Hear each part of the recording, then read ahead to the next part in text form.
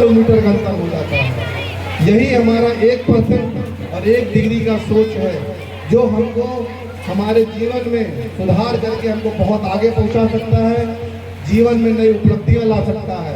और जो अपने अंदर सुधार नहीं करेंगे वो धीरे धीरे कहीं ना कहीं अपने को कमजोर करते जाएंगे। तो मैं यही गुजारिश करूंगा कि लोग अपने को इम्प्रूव करें, आगे बढ़ाएं, जिससे समाज और राष्ट्र के काम आए। दूसरा चीज, चूंकि पुलिस सेवा से है, इसलिए 2-3 बिंदुओं पे लोगों का ध्यान आकर्षित करना चाहेंगे और उनका समर्थन चाहेंगे कि लोग उन चीजों का पालन करें। पहला, साइबर सुरक्षा के बारे में। आज के समय में साइबर सुरक्षा, साइबर फ्रॉड के बहुत मामले आ रहे हैं। अनेक ऐसे लोग हैं जो अपने जीवन की गाढ़ी कमाई, किसी अनजान व्यक्ति का फोन आ रहा है कि आपका बिजली का मीटर लगना है, बिजली के मीटर में गड़बड़ी आ गई, आपको लिंक भेजा जा रहा है, आप लिंक पे क्लिक करें और पता चल रहा है कि उनका पैसा क्लिक करने के बाद उनका पूरा का पूरा गाढ़ी कमाई, उनके मेहनत से अर्जित किया हुआ धन, उनके द्वारा घर के कार्यों के लिए बचाया हुआ धन, बच्चों की पढ़ाई के लिए बचाया हुआ धन, माँ बाप के इलाज के लिए बचाया हुआ धन, बेटी की शादी के लिए बचाया हुआ धन, सारा का सारा धन साइबर अपराधी चट से गायब कर दे रहे हैं।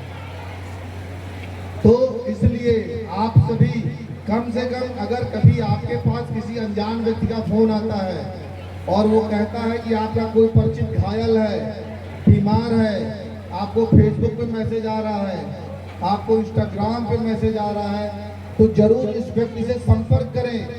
केवल किसी के मैसेज कर देने पे कि उनका बेटा बीमार है, एक्सीडेंट हो गया है, आप पैसे मत ट्रांसफर करें। एक बार जरूर आश्वस्त हो लें, उनसे बात कर लें, उनके किसी परिचित से बात कर लें कि क्या ये न्यूज़ सही है, क्या ये जो व्हाट्सएप पे मैसेज आया ये सत्य है। अगर आपको लगता है कि मैसेज सत्य है तो जरूर मदद करें। अगर लगता है किसी के द्वारा आपके भोलेपन का फायदा उठा करके आपको पैसा आपका लेने के लिए किया गया है तो उसको मत ट्रांसफर करें, उसकी तत्काल सूचना पुलिस को दें। इसी प्रकार व्हाट्सएप पे मैसेज आता है कि पता चला वीडियो कॉल आ रही है, कोई लड़की उधर से कम कपड़ों में वीडियो कॉल कर रही है और आदमी यहाँ पे वीडियो कॉल जैसे उठाया फिर फोन आएगा पुलिस वाले का कि हम पुलिस वाले बोल रहे हैं, आपने गलत कॉल उठाया है, आपके ऊपर केस हो रहा है, आप पैसा दे, आप बच जाएंगे। आप आश्वस्त हो ले, यह सारा साइबर फ्रॉड है। इसके माध्यम से आपकी भावनाओं से छेड़छाड़ करने, आपको जानबूझ करके डरवाने, धमका करके आपसे पैसा वसूलने का होता है।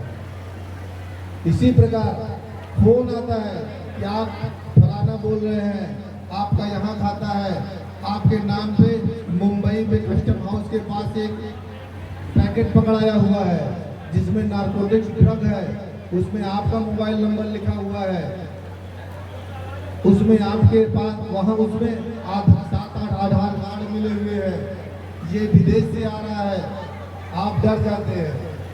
फिर तुरंत कहता है हम आपकी फोन एक पुलिस वाले को ट्रांसफर कर रहे हैं और वो डिजिटल अरेस्ट करके कहता है कि आप डिजिटली अरेस्ट हो रहे हैं, आपको वीडियो कॉल करेगा कि आप डिजिटल अरेस्ट हो रहे हैं, आपको पुलिस कस्टडी में ले रही है।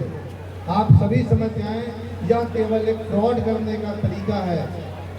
जो साइबर फ्रॉडर्स हैं वो नए नए तरीके ईजाद करके हमारे मासूमियत का फायदा उठा करके, हमारे भोलेपन का फायदा उठा करके हम सभी लोग को अपनी गिरफ्त में लेकर के हमारी गाड़ी कमाई लेते हैं। तो जब कभी इस प्रकार का फोन आए, आप तत्काल मान लें कि ये साइबर फ्रॉड है और उसकी सूचना तुरंत पुलिस को दें। और अगर आप गलती से कभी साइबर फ्रॉड के शिकार हो गए हैं तो गृह मंत्रालय भारत सरकार के द्वारा एक हेल्पलाइन नंबर भी जारी किया गया है। वो नंबर है 1930 1930। तो आप सभी ये नंबर जरूर याद कर लें, 1930। अगर कभी भी कोई व्यक्ति सावधानी बरतने के बावजूद भी साइबर फ्रॉड का शिकार हो जाता है तो जरूर 1930 पर तुरंत फोन करके अपनी समस्या बताएं, खुद जितना पैसा निकला है उसका सारा डिटेल बताएं। हो सकता है कि आपका पैसा निकल गया, लेकिन जब आप इस पोर्टल पे गृह मंत्रालय के द्वारा दिए गए इस नंबर पे फोन करेंगे तो निश्चित ही आपका पैसा तुरंत होल्ड कर दिया जाएगा और आपकी गाढ़ी कमाई फ्रॉडर्स के हाथ में जाने के पहले ही रुक जाएगी और बाद में वो वापस आपके खाते में आ सकता है। इसलिए जरूर आप लोग ये नंबर याद कर ले 1930। इसके साथ ही साथ ट्रैफिक है, क्योंकि ये स्कूल भी एक हाईवे के किनारे स्थित है। रोज पेरेंट्स बच्चों को छोड़ने आते हैं, तो बच्चे आप अपने ये माता पिता से संकल्प करा लें कि जब आप बच्चों को लेके आएंगे तो बिना हेलमेट लगाए नहीं आएंगे। हम लोग प्रतिदिन देखते हैं हेलमेट के कारण सिंपल सी दुर्घटना भारी दुर्घटना में बदल जाती है। अगर हमको चोट लगती है, हमारा सर सुरक्षित है, हो सकता है डॉक्टर के द्वारा हमको इलाज करके हमको बेहतर बनाया जा सके। लेकिन अगर हमको सर मेरा फट गया तो निश्चित ही बहुत बड़ा लॉस है, क्योंकि किसी व्यक्ति का लॉस, एक बच्चे के लिए अभिभावक का लॉस है, पत्नी के लिए पति का लॉस है, पिता के लिए बेटे का लॉस है और समाज के लिए एक भले आदमी, एक सज्जन और एक व्यक्ति का लॉस है। इसलिए हर बच्चे अपने माता पिता को हेलमेट लगा करके, सीट बेल्ट लगा करके और ट्रैफिक नियमों के पालन के लिए जरूर प्रश्न करें। जरूर साथ में उनको बोले कि अगर आप बाइक पे ले चल रहे तो हेलमेट लगाते हैं। एक अंतिम बात, क्योंकि आज के समय में सोशल मीडिया का समय है, सोशल मीडिया वही देखता है,